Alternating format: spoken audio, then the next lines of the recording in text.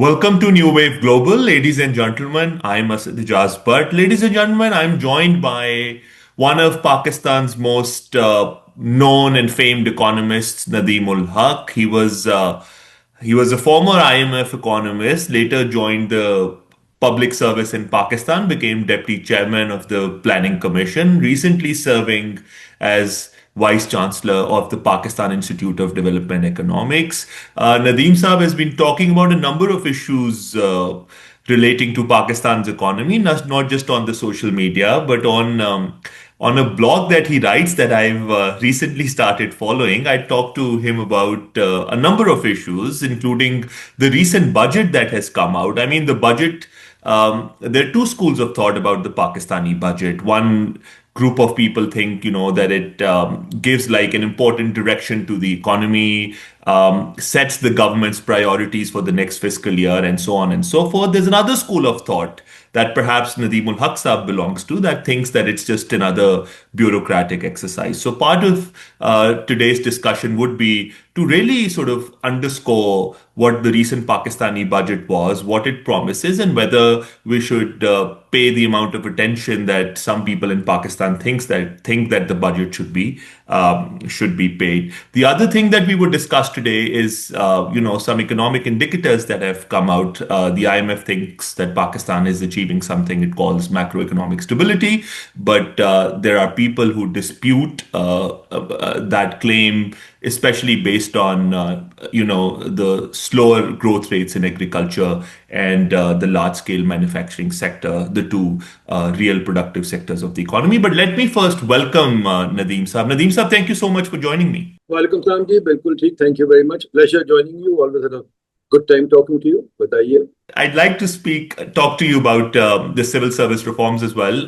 But I'll start with the budget first. Are you happy with the budget that was presented? And are you also happy with the direction that the economy is taking? A lot of people think that we're now achieving macroeconomic stability, especially on the external sector, where remittances have grown. Pakistan reported a primary surplus earlier this year. Do you think that those are some good signs? Folks, there are two ways to approach the budget. One is like the Pakistani Economist. If you get them on your show, they'll all say the budget is, tax target is 14 trillion. The spending target is 22 trillion. 1 trillion is the PSDP. They'll cite you all the numbers in the world because people think economics is all about numbers. And the more numbers I can recite you from the economic survey, the better the economist I am. Unfortunately, I went to the wrong school. I went to Chicago and not to Harvard. And in Chicago, Milton Friedman and, his ilk, Gary Becker, Robert Lucas, they told us economics is about reality and not about numbers. And numbers are interpreted by people. Numbers are not static. So I look at the budget very differently. What I would say on the budget is, I've seen many budgets. You can see from my nice hair that I'm 40 years old or whatever, but I've seen many budgets. And all budget speeches read the same. The finance minister comes in, makes a few big, tall claims, and then he starts citing numbers. And the numbers are meaningless, as I said before. Pakistani numbers are particularly meaningless.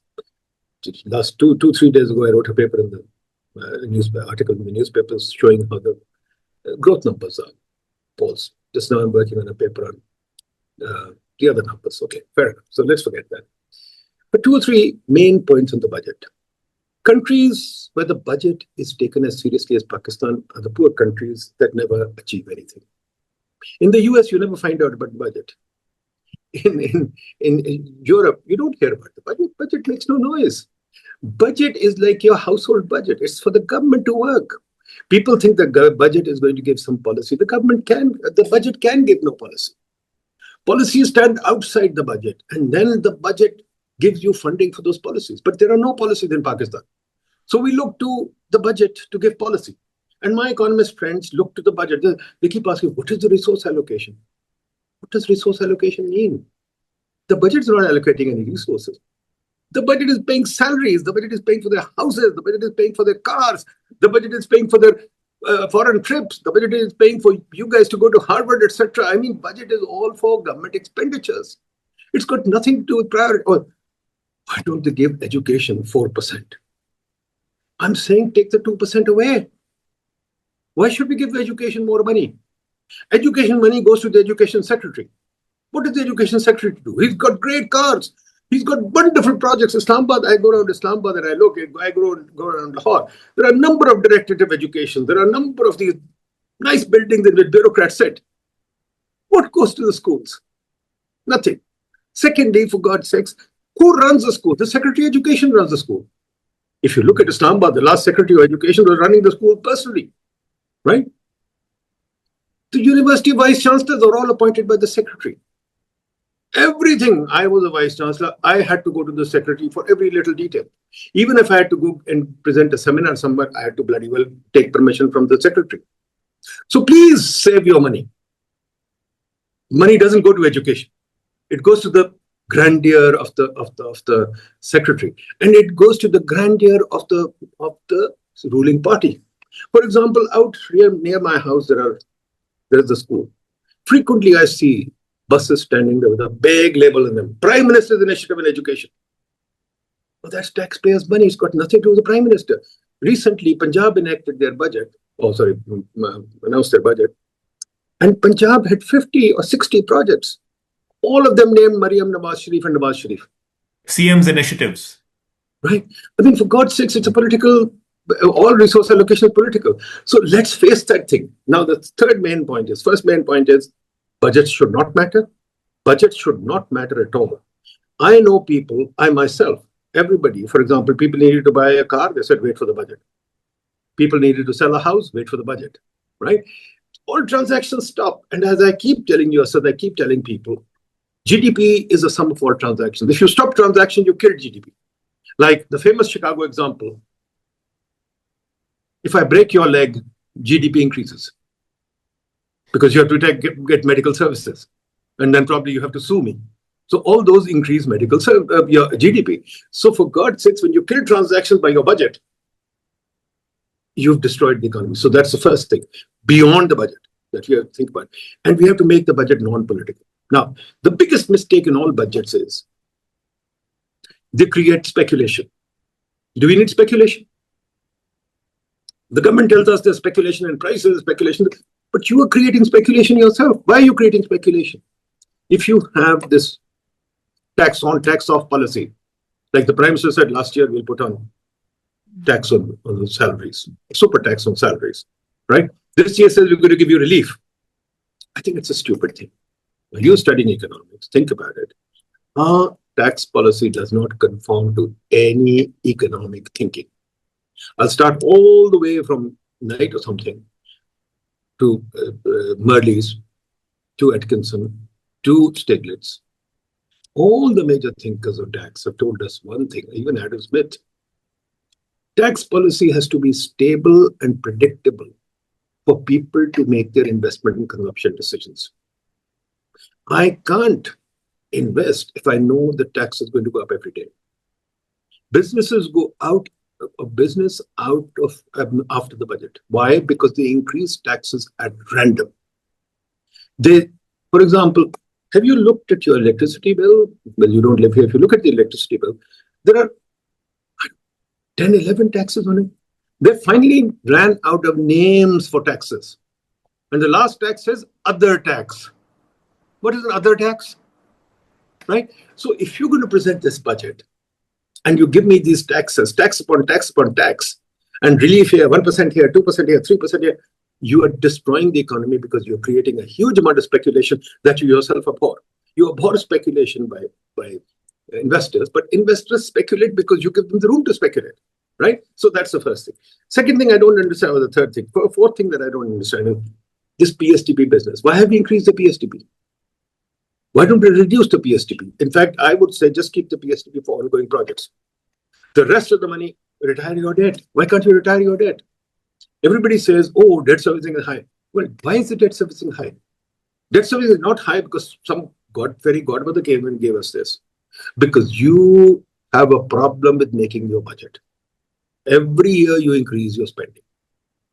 Last year, I'm just going to put it on my blog, my Substack. Look at my Substack, Nadeem Substack. Last year, we created 60 new agencies. Do we have a spending problem or not? Why did we create 60 new agencies? Why are we creating new agencies? We are employing people like mad. Planning Commission is putting out projects like mad, and on this project, they're putting out ad after ad to hire people. If you don't have the money, don't hire people. You are threshing about for taxes. You put a other tax on my Bijli ka bill, on my electricity bill, on my telephone bill, you've got taxes. If I buy a cell phone, you've got 50% taxes. If I buy a computer, you got taxes. You want to be an internet economy or an AI economy, but you want to tax all the equipment. I mean, this nonsense. Cars, we are manufacturing obsolete cars. Not manufacturing, sorry, manufacturing is the wrong word. We assemble, we are making Lego cars, and we don't export them, but we have to protect them. The only good thing that happened in this budget, and I hope it sticks, I don't think it will, that there was the announcement of a 5-year tariff reduction plan. But I think 5 years is too long. They'll back off in the middle because your brothers, the bureaucrats, don't like an open policy. They will kill it. They will nix it. They will start nixing it very soon, right? Because the point is, the biggest problem is that the bureaucracy doesn't want change. Why should you want change? You've got your, in Urdu, they say, 5 fingers in the ghee, 5 fingers in butter. So, why should you change? Now, the question is very simple. The budget, the fourth point about the budget is it makes no structural change. No structural change at all. The Prime You Minister. hated that word in the past, Nadeem Saab, structural change. Are you in love with it now? No, I hate that word even now because it has no meaning. It has lost all meaning. I mean, I hate the word because it has lost all meaning. It had meaning, but it has lost all meaning. And the Prime Minister mentioned structural reform in his speech 3 or 4 times, and there's no structural reform. The Prime Minister Finance Minister says he wants to change the DNA of Pakistan. Well, you can't change the DNA of Pakistan without doing any operation, without bloody well even pricking me with a needle. So if the only needle you've got is that you have to hit me more, well, you've anesthetized the economy. You've anesthetized the economy, but there's no change. GDP has come down to grounding halt, 2.6% after counting livestock. We've grown GDP by counting livestock. We've grown GDP by, false means, but it doesn't matter. But 2.6% is no cigar. 2.6% is less than the population growth rate. So, for God's sakes, where is the celebration? Where should I celebrate? On stability. IMF says stability. Tell me, how many times has the IMF said stability? It's my old organization. How many times has the IMF said stability? Oh, we finally stabilized the economy. We had 25 IMF programs, and after each program, IMF announces very euphorically, we've achieved stabilized the economy. Well, what happened 3 months later? So I'm sorry, there is that whole thing about crying wolf. We've been crying wolf for a long time. And what stability? Investment rate is still 13% of GDP, including the PSTP. So if you take the PSTP out, our private investment is about 8%. So why should I celebrate 8%? Go ahead. Nadeem Saab, two questions based on your opening remarks. One, interest now takes nearly 50% of the federal budget, interest payments or debt servicing payments. Um, so don't you think that this entire conversation of bloated government expenditures is overrated because the space has shrunk enormously? So the government does not have that wiggle room to sort of expand the PSTP or federal expenditures anyway. I mean, there is like a very strong ceiling on the expansion in the government expenditures. One, two, the running of the civil government, which is like a head that just purely talks about the civil government expenditures. You talk about, hiring and government forming new agencies. But then the running of the civil government is like one of the smallest heads in the federal budget. It takes less than 7 to 8%. So don't you think focusing too much on these two areas diverts focus from some of the more critical issues of the economy? For instance, reforms to pensions and subsidies, and perhaps issues in the real productive sectors of the economy that I would like to discuss with you shortly. Very good. I really appreciate your question because that's a very standard bureaucratic defense. Bureaucrats love to say, I've been to many meetings where they try and silence. Running of the civil government is so low. Look at the running of the civil government. We cost nothing. We pretty poor. And then they get a salary increase. They get a salary increase of 20 of I want 10%. to take your response to them actually. I, Just playing the I've given devil's advocate. I've given it to them many times, and all they do is criticize me. Now they have made it clear I'm not even welcome near a government office. No committee, nothing. In fact, anytime a minister talks to me, they tell him no. And after that, I can't, they can't. Does it have all the cars in there? Does it? No, Okay. Does it have all the houses in there? no, Does it have SOEs in there? no. It's just operational expenses. Yeah, Right? Operational expenses. And how many operational expenses are off the budget? Right? yeah, Cars, houses, all these things are off the budget. Right? right. Yeah, yeah. You have so many other things out of the off the budget. For example, how the civil service interacts in the economy. That's off the budget. Right? You run huge imbalance in the SOEs. That's off the budget. Right? So I would say when I consolidate all those, the running of the civil government can be anywhere up to 40% of the government. Because quite frankly, we don't want to do good accounting. Take a look. This is another of my criticism on the budget that I wrote in an article recently.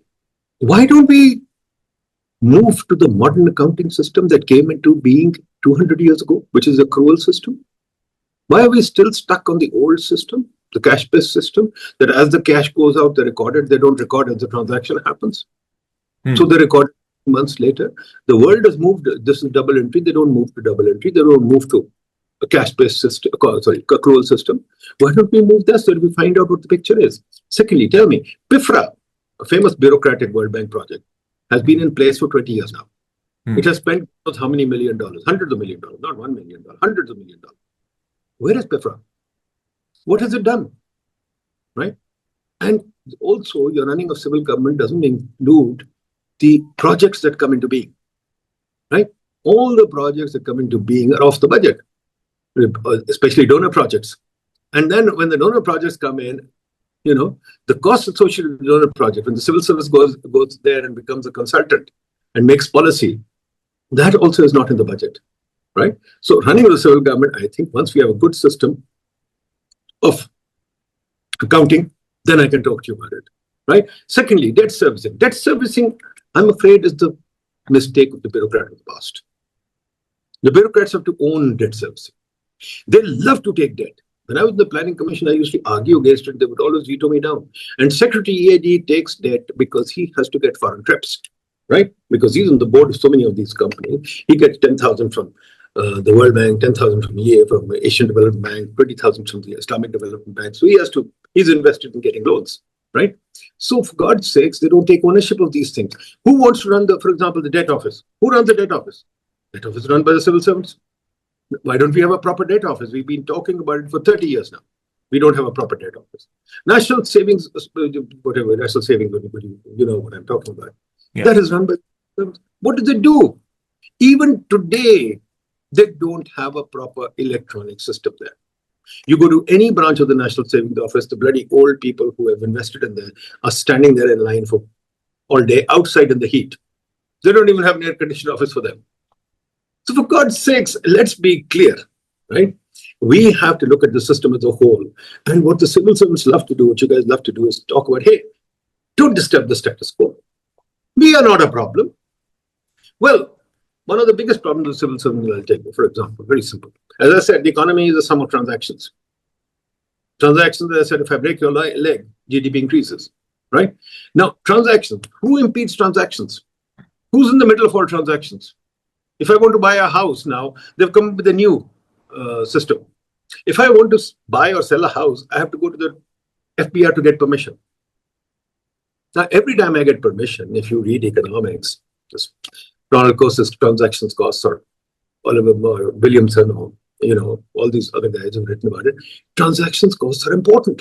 In fact, they're the most important thing in the economy. If I'm going to do anything, if I'm going to buy or sell a house, I have to get a permission from the FBR.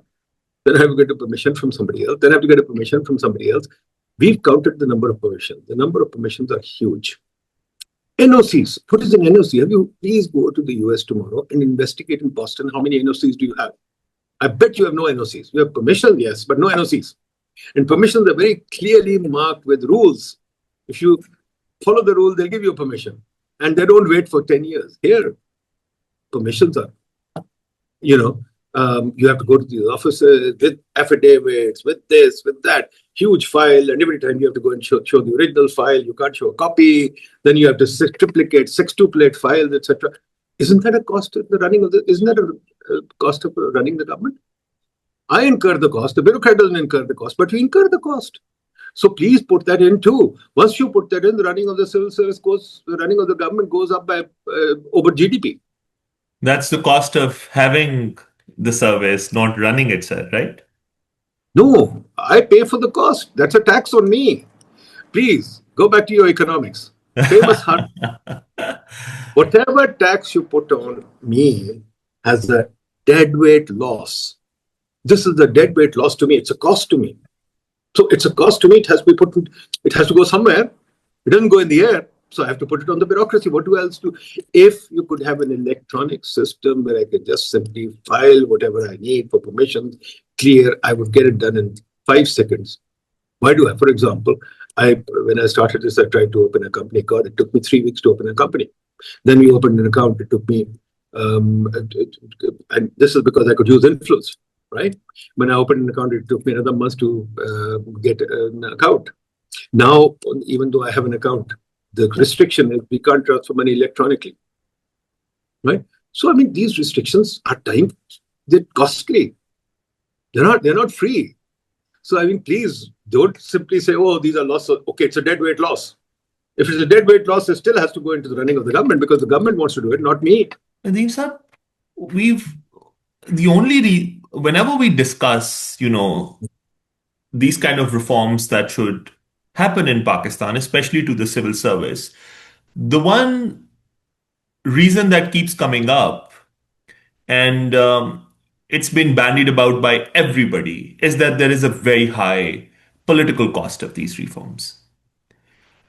But then we've seen one page governments where Pindi and Islamabad are both on one page. We have like a one page kind of hybrid setup right now. So there's a lot of support for such reforms. What do you think stops them? Why have subsequent governments failed to do any kind of reforms, be it subsidy reforms? We've heard about pension reforms, and of course, the biggest reform, as you say, is the civil service reform. Why hasn't, I mean, I understand bureaucrats are strong, they have patronage, they have a rent seeking behavior. All of these things have been said. I mean, I have been part of the service. The secretary cabinet or establishment is not as strong, I know this, to sort of defy the prime minister or people sitting in Pindi. I mean, the people sitting in Pindi, I understand them not wanting to have any transparency on the military budget, but I know that they want to do civil service reform. They want to sort of apply those reforms, if not to themselves, but at least to the civil service. Why hasn't anything been done? I think that's a very, very interesting and the most important political economy question that needs to be answered. I agree with you totally. My view is very simple, and it's just a view because I think we really need to get deeper into it. The issue is we've had about, I think, 30 or 40 reform reports. Right. But those reports have been on the margins. The government commissions the report, civil service don't want, from day one, they start sidelining the report. They start the process of putting it out. Second thing is all procedure and everything is in the hands of civil service. Even if the Prime Minister wants to do something, the civil service has to sign onto it before it will happen. Prime Minister cannot do it in the civil. And yes, the civil service is a very compliant servant, but they have this ultimate whip that they can put you in officer in special duty, or they can transfer you to the boonies or something like that. So that remains it. But at the same time, everybody is invested in the system. Just as the civil servants, I mean, the ministers want cars, the ministers want houses, the ministers want foreign travel, the ministers want everything. So the secretary also gets it and provides it to them. When the secretary gets it, national secretary gets it. Yeah, Asad Saab, I remember when I was a kid. I mean, I remember meeting Justice Cornelius, for example. He didn't have a car. He didn't have a public sector car. He only had a private sector car. I remember meeting many judges, chief secretaries, etc. They never had a car. They had a private car, simple. And their children who used to go to school with me never actually came in an official car. They hardly anybody came to school in a car, first of all. We all used to either walk or bike to schools. Now everybody comes in a government car. So everybody's invested in that system. That's why I keep saying, I've thought about it a lot, that the linchpin reform would be if we can change our compensation system. Right now, our compensation system is a very, what do you call it?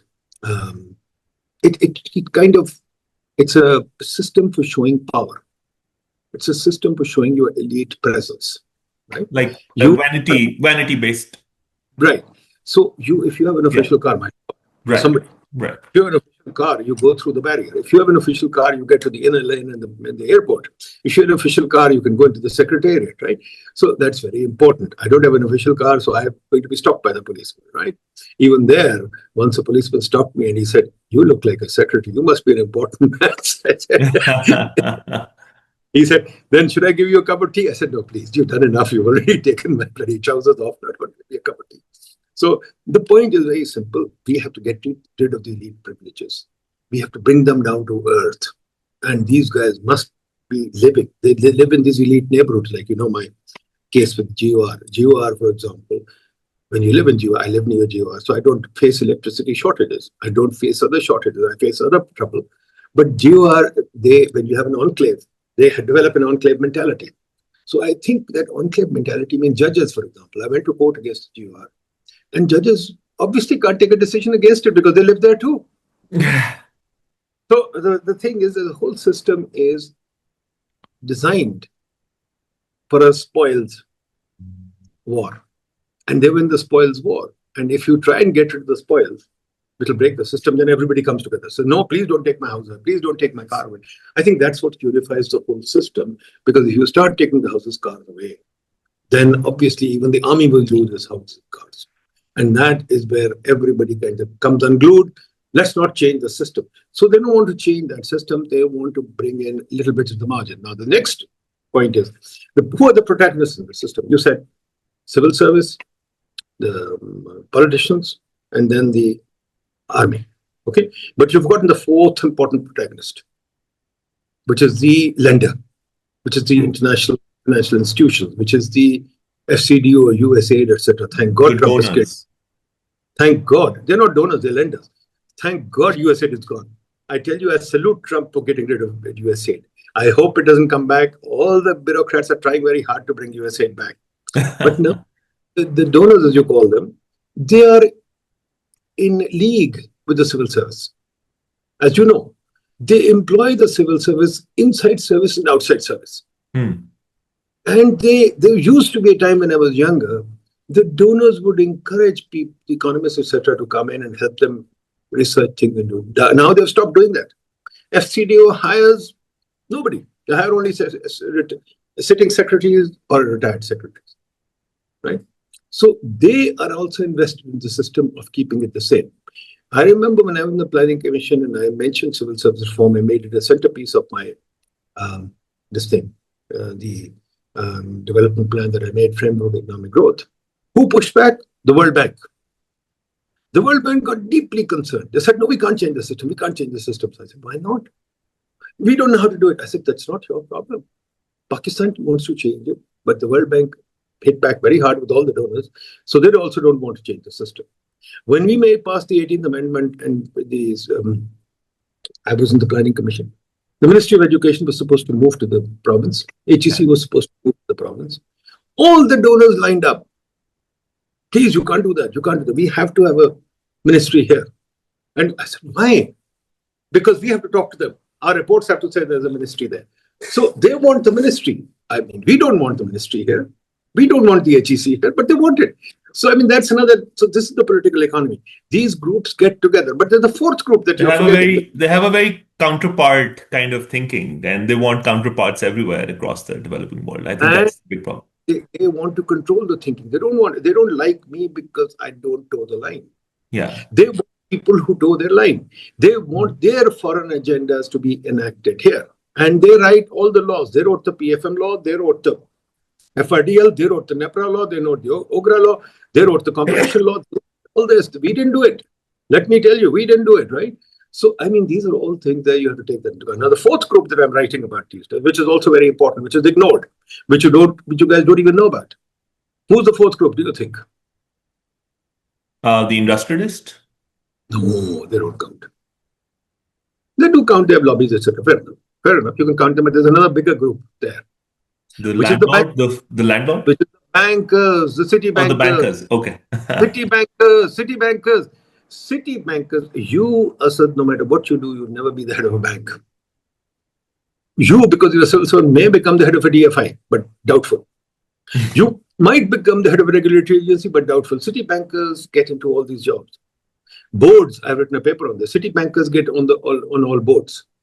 And city bankers come in as finance ministers. So when you say city bankers, what do you actually mean? Do you mean people who People who have served in foreign banks, foreign banks? right? Okay.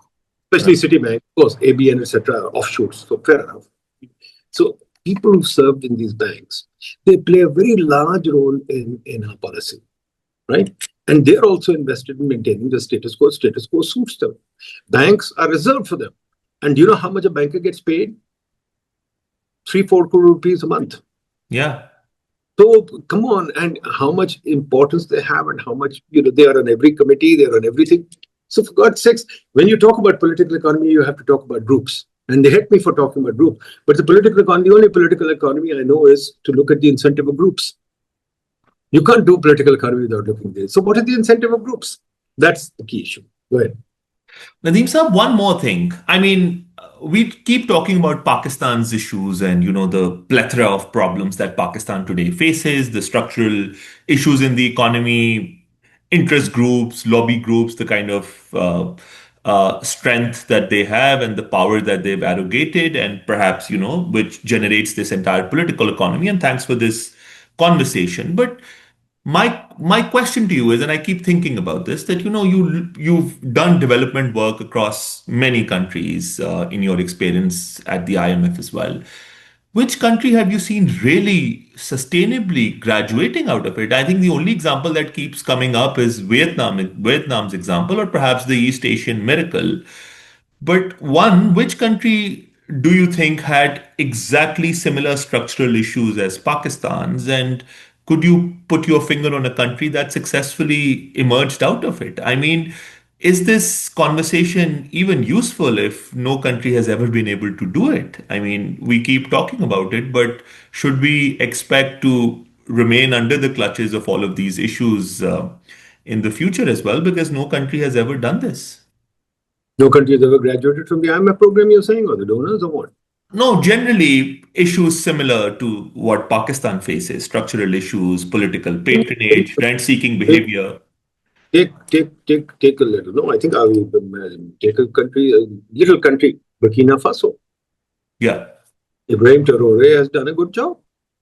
He refused an IMF program. He refused donors. He said, we'll go for structural reform. He did it. And he increased his reserves.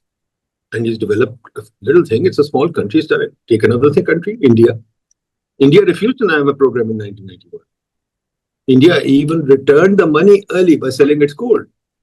India said, we're going to move out. Take another country, Mahathir. Mahathir, after the East Asian crisis, refused to take an IMF program. He did his own structural reform and he changed the country, and he's fine. Similarly, Korea has used the IMF 2 or 3 times. That's fine. Remember, IMF is only, it's like an insurance fund, like you buy health insurance. You're only supposed to use it occasionally. And honestly, I hate to use my health insurance because health insurance means I have to take the pain. So if we are willing to take our own, the key thing that I keep telling you, the finance minister or the prime minister says, oh, it's too difficult, I can't do this. And the IMF tells me this. Whenever I've gone to a country, any country that says the IMF makes me do this, that country is not going to go anywhere. The country, even, I think there was a report of the IMF also, I forget now who did it. Few people did it. That guy. Anyway, I've forgotten his name. They did a report and they said, it was an evaluation report. They said if a country doesn't own a program, it's useless. So countries that own a program like Korea, like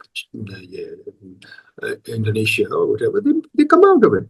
Our country doesn't own a program. They keep saying, IMF told me to do it. IMF. Look, we appointed you finance minister. We put you in the big seat to negotiate. If you can't negotiate, get off the seat, yeah. The point is, these guys want a big seat with protocol and with all this, etc., and then they don't want to take it. Hey, this is too difficult.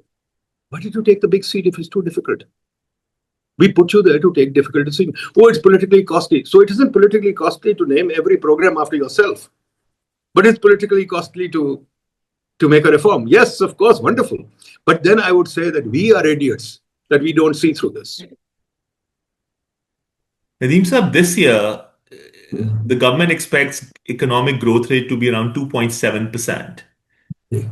LSM growth flattened out, agriculture sector growth flattened out. If the government didn't increase the size of the PSDP, next year's growth outlook could have been negative. That's one comment on the economy. What were the other options that the government would have had, looking at how LSM and agriculture sector, the real productive sectors, are performing? I mean, other than the PSDP, the government people say we don't have any choice. That's the only discretionary option we have to sort of foster some level of growth in the economy. Asad, please look at the research on PSDP. I put some on my website too. Please take a look at it. I mean, how does the PSDP impact the economy? There's at least 5 studies that I know of, that I've documented, that show that the PSDP does not help the economy. There's lots of evidence to show that PSDP does not catalyze private investment. Its primary role is to catalyze private investment. There's also evidence to show that the PSDP does not raise productivity.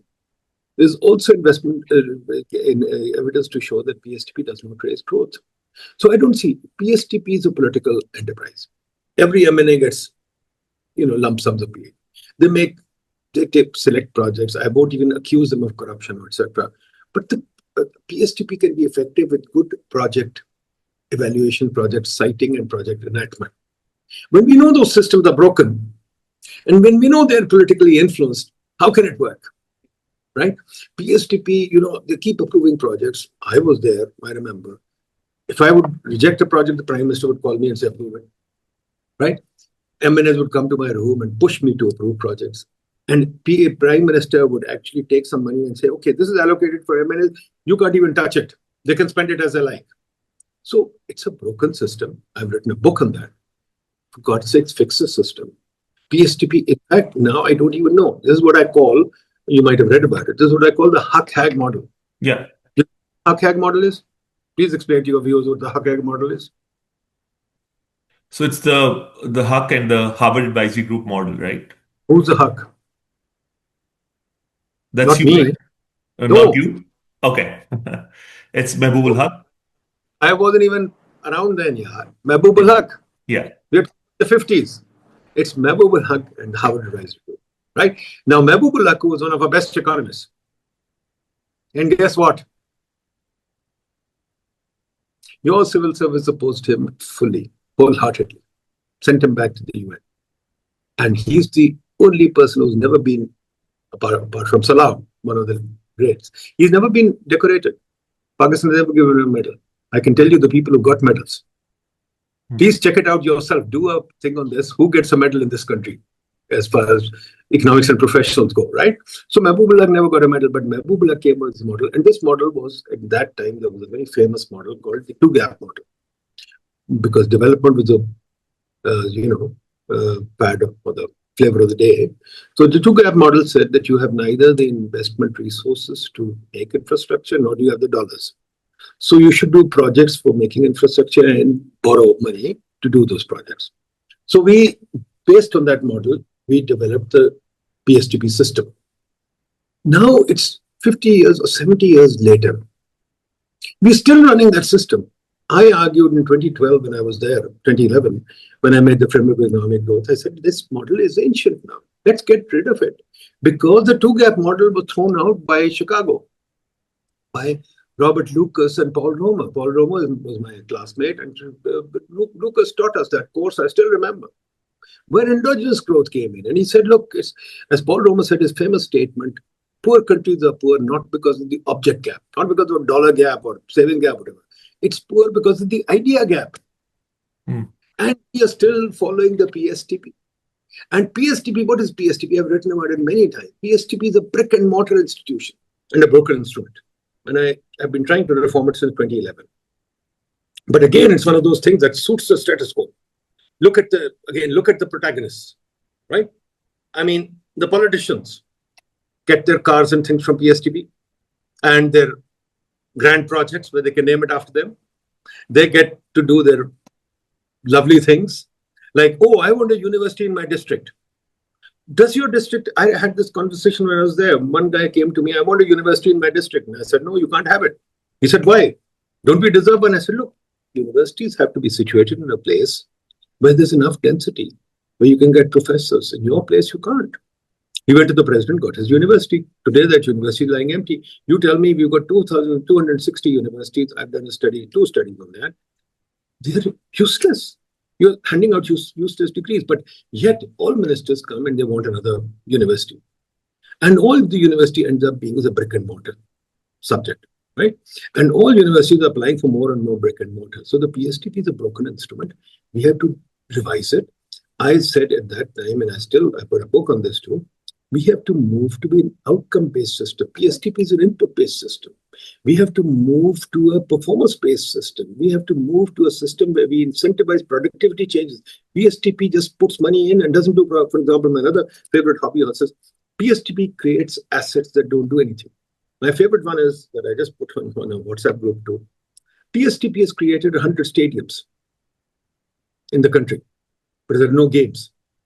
PSTP has created convention centers, but nothing happens there. PSTP has created auditoriums, but nothing happens there, right? PSTP has created universities, which are absolutely useless. So PSTP is creating assets that give no return. PSTP is creating these flyovers and underpasses that are totally useless. Why are we creating so many flyovers and underpasses? Why are we creating these wide highways in the middle of cities? And then we increase our sprawl and we increase the fuel bill. Once we increase the fuel bill, then we cry, oh, the balance of payments has gone up. There are linkages in the economy and we don't study the linkages. We think of them as projects. That's the problem. We shouldn't stop thinking projects. We should think reform. We should think productivity. We should think moving forward. And the donors also like the PSTP because that allows them to think in projects. So the whole status quo is not going to change PSTP.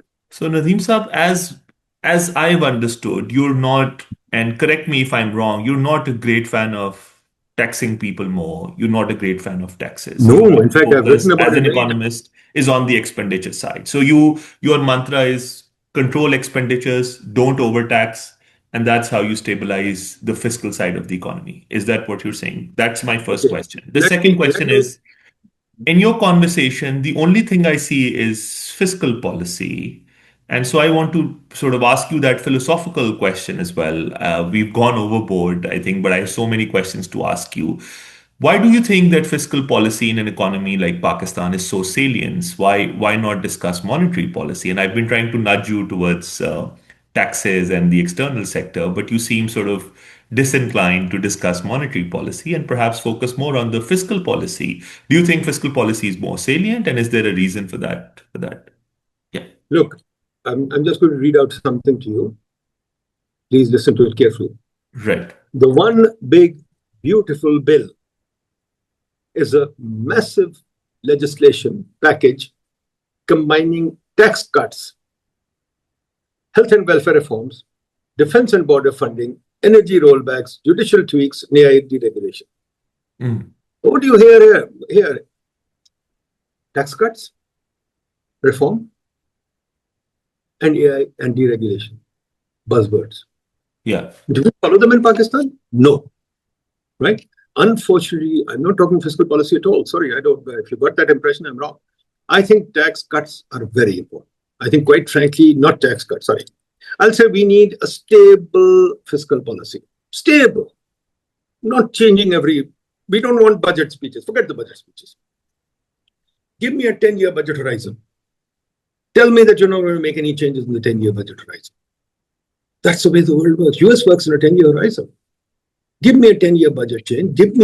Now, when you change anything, the policy like the one beautiful bill comes out, give me a policy like that. Don't give me this crap that I'm going to change fiscal policy today, tomorrow. That's a bad way to run policy. One beautiful bill, like it, don't like it, disagree with it, I don't care. But that's the way the world works. Reagan gave us a tax reform. Trump gave us a tax reform. Bush gave us a tax reform. We are into the fourth tax cut in the US, right? And we have, at the same time, we've been increasing our taxes. And we put tax upon tax. My point is very simple. We need a very simple tax policy. I've written a whole book on this. We have to have a simple tax policy, not a complicated tax policy. Simple tax policy is we have to have tax cuts, both on income and corporate. And we have to have a good VAT system, again with a tax cut. And we have to start applying it carefully, not change the law every day. We have to reduce transactions taxes, right? And if we take this system, and we have to reduce import tariffs. Once we take this map it into the system, and we have to have, as the principles of economics say, two major principles. We have to have no distortionary taxes. There should be no tax which taxes the pen differently from the cup. Pen and the cup have the same tax, right? Because it should not disturb relative prices. Second thing is there should be no taxes that harm entrepreneurship and effort, which should incentivize us to do things. Third thing is transactions taxes should be minimized. Fourth thing is that public services can be directly paid for rather than through taxes, right? So we can do that. So if we apply the principles of taxation, we can get a stable tax policy that will remain stable for the next 10, 20 years. And then increase digitization, etc. Taxes increase as you reform your economic system. Right now, even paying taxes is very difficult, right? And then there are huge difficulties. For example, the VAT or the GST system relies on refunds. Now, if you don't have refunds, if you have a tax system where you collect taxes and you don't want to refund it, because although the system has refunds at the center of it, if you don't refund the system collapses. So the tax system doesn't want to refund the system because we haven't created an automatic refund system. If you go to England, for example, you see you pay GST, you can even get your refund at the airport. You don't have to wait around to get your refund right there. So I think these are systems that we have to work on very carefully. It won't happen by fixing an absurd target and taxing again. Now, on fiscal policy, the problem is that the fiscal policy does not give monetary policy control. Fiscal policy ensures that the monetary policy funds the deficit. But again, on monetary policy, we want to talk about monetary policy. Let's go to monetary policy. It's very simple. Monetary policy should be very clearly targeted to fixing the inflation rate. And I don't think we need a low inflation rate. I am one of those who said we need an inflation rate of anywhere near double digit. We can have an inflation of 10, 11%. But at the same time, we need an exchange rate policy.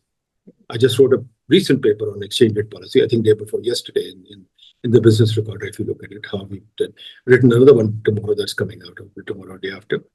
Our monetary policy needs structural changes, again, like the fiscal policy. Our monetary policy is too random, right? And our monetary policy depends on a banking system that is monopolized, not competitive enough. It relies on city bankers, right? We need to get a banking system to move. Why can't we have a banking system that's more dynamic, that doesn't just fund the government, that just has to come out, but it has to fund the government, that has to come out with new products. It has to be a risk-taking enterprise. But then if the central bank doesn't want them to be a risk-taking enterprise, then you're stuck. But we don't have to have a banking system only. We can have an MBA, a non-bank financial system too, that can work very well. Now, the state bank killed the non-bank financial system because they wanted to empower the banking system. I think we need a healthy non-bank financial system. You see there's a huge non-bank financial system in the US. We need that. We also need a stock market. I keep talking about it. Our stock market is tiny.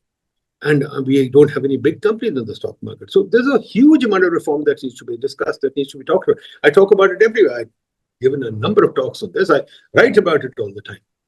But your brethren, your community, your cartel says, hey, don't talk to him. Because they like those economists who come there and say, you know what? Let's raise some taxes by 0.5%, and let's give education to more, and let's what the PSDP should be 110, 20 billion, which is peanuts, which is bullshit. We need to get, if you go back and look at your economics, what did Asimov get the Nobel Prize for? What have the last 20 Nobel Prizes been for? They haven't been for these numbers.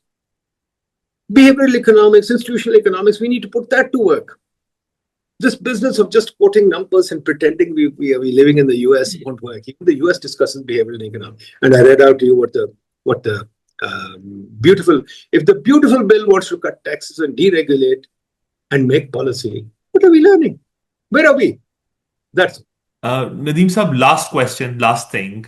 I've asked too you a late. lot of questions already. It's taken a lot of your time. Thank you so much for this. So, talking about inflation, Nadeem Saab, nobody talks about, I've never heard a single economist talk about unemployment in Pakistan. I mean, Mm. thinking about like a Phillips curve type of a formulation, inflation came down crashing all the way, it didn't come down gradually. And a lot of people say it was like a combination of both supply driven and demand driven factors, oil price shocks, as we all know, and then some COVID related sort of COVID recovery kind of consumer spending that had also gone up post COVID. But then that was kind of controlled by very high interest rates by the government. And then the oil price shock or the supply chain disruptions kind of normalized. And then inflation came down crashing all the way. But then what impact do you think would that have had on unemployment in Pakistan? The reported figure is around 8%, but nobody talks about it. I'm assuming that the number would be much higher. That's my first question. And somebody I was talking to yesterday said, I told them Nadeemul Haq Saab is coming on my show tomorrow, said, ask Nadeem Saab about boom and bust cycles. Is there evidence for boom and bust cycles in Pakistan? Because everybody keeps saying that Pakistan, this is the favorite economist toolkit in Pakistan, blame everything on boom and bust cycles, and then on the IMF. But has there actually been boom and bust cycles? Because they think that, growth has never been negative. So it's technically wrong to call it boom and bust cycles. So it's just been high and low growth, but not boom and bust cycles. That's what the person On said. moment cycle, it's very, very, very easy. When the East Asian crisis came, I was sent by the fund to talk to Yeah. uh, some developing countries, and I came to Pakistan, and people said to me, "Hey, look at that!" They were laughing at him. We haven't had a problem. We are doing fine. We are still growing. East Asia, this, so we are doing better. So my standard refrain was, in order to have a hangover, you must have gone to a party. If you never went to a party, you can't have a hangover, right? So boom and bust cycles happen where somebody has a party. We Yeah. never have a party. We remain the same low growth. So please, there's no boom and bust cycle here. Okay, we go to 4, we say, oh, this is a boom. We go to 2, we go to this bust.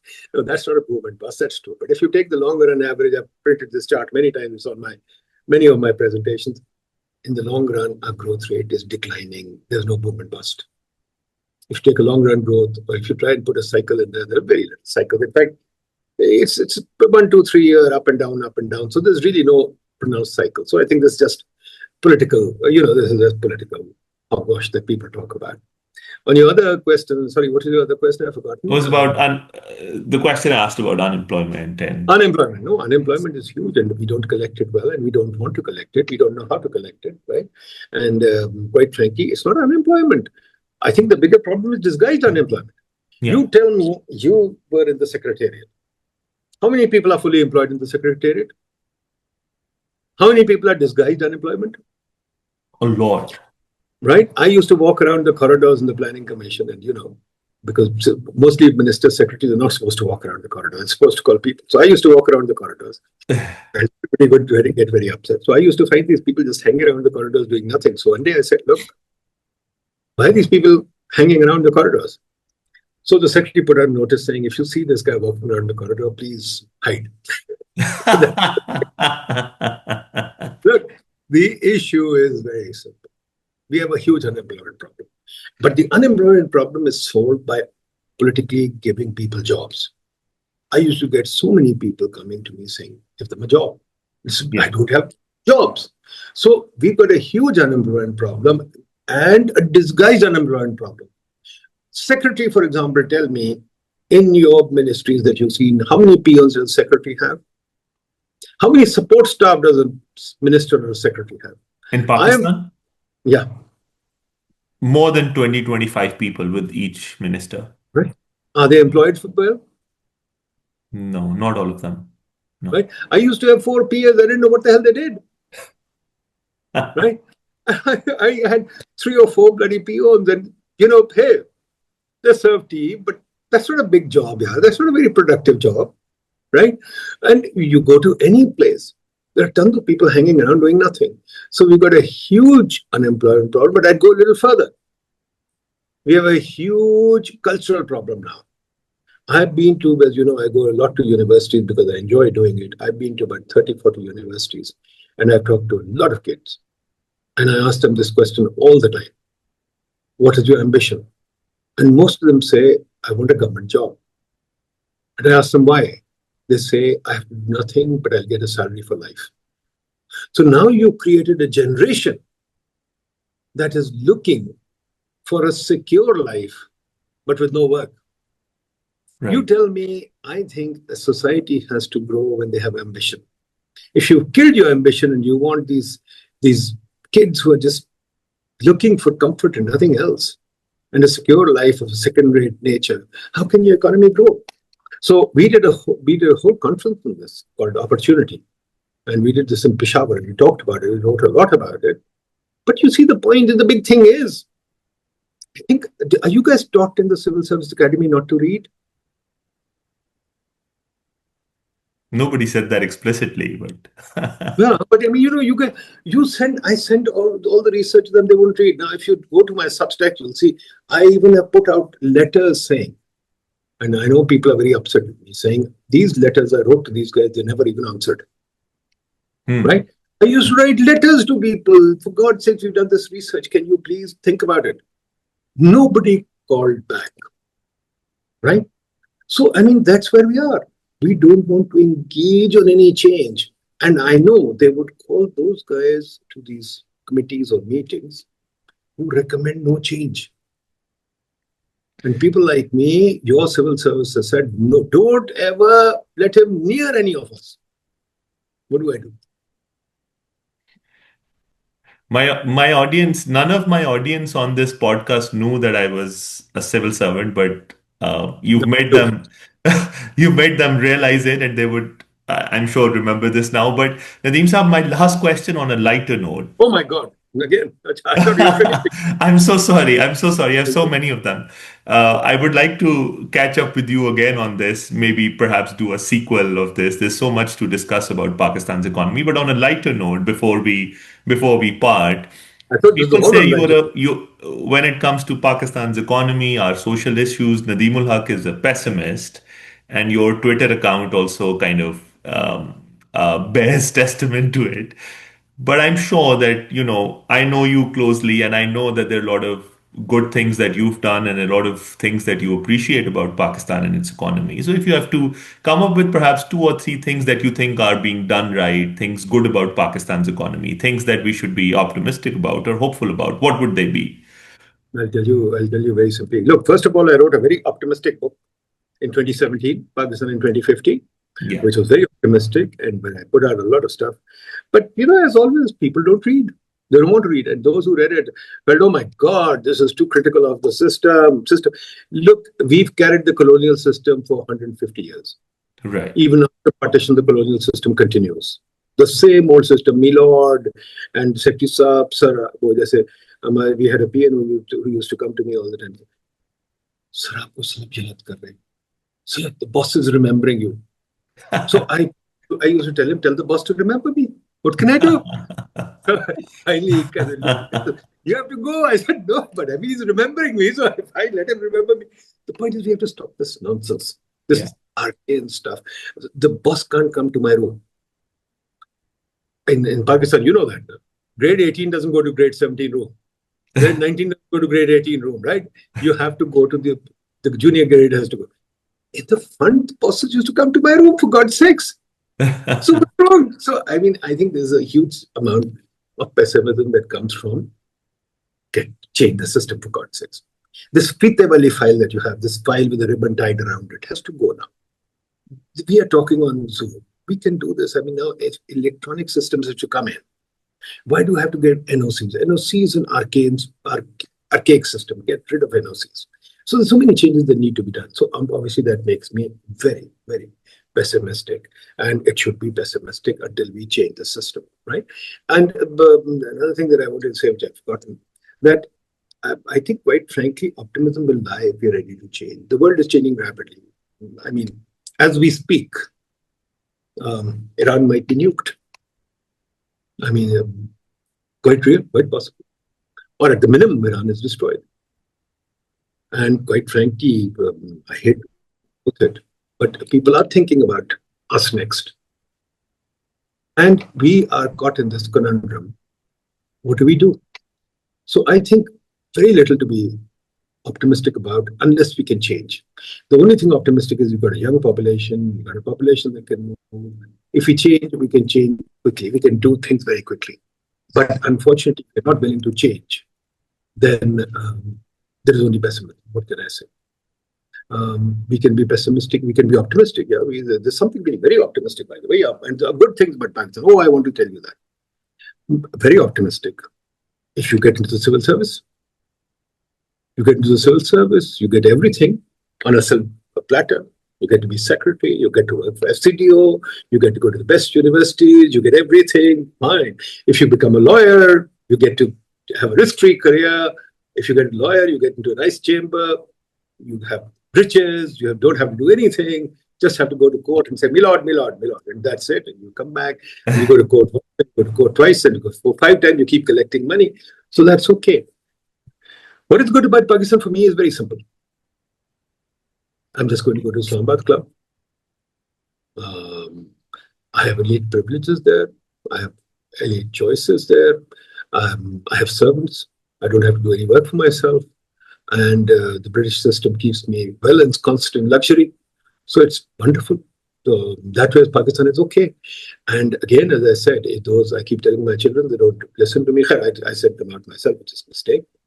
If they had stayed here, got into the civil service, they'd be fine. It's life of luxury. You got the GORMS in Lahore, you got Sindh Club in Karachi, you got Gymkhana here. Every city has a club that the rich can enjoy. We've got more golf courses than anything in the world. Golf is the cheapest sport in Pakistan. And we've got more polo grounds than any country in the world. Polo is so cheap. Government gives you horses. It's a subsidized sport. So is golf. So, I mean, those things are very optimistic. And I think I would tell all the diaspora, come back, play golf, play cheap golf, polo, and enjoy yourself. When I was coming for my PhD here in the US, I remember you stopping me and asking me to continue in the civil service and not spend 5 years in a PhD program. But I didn't listen to you, and here I am. Some days regretting also my decision to come here. But, anyways, thank you so much for joining me today, Nadeem Saab, and like always, for very, Come very back. straight answers. Thank you so much.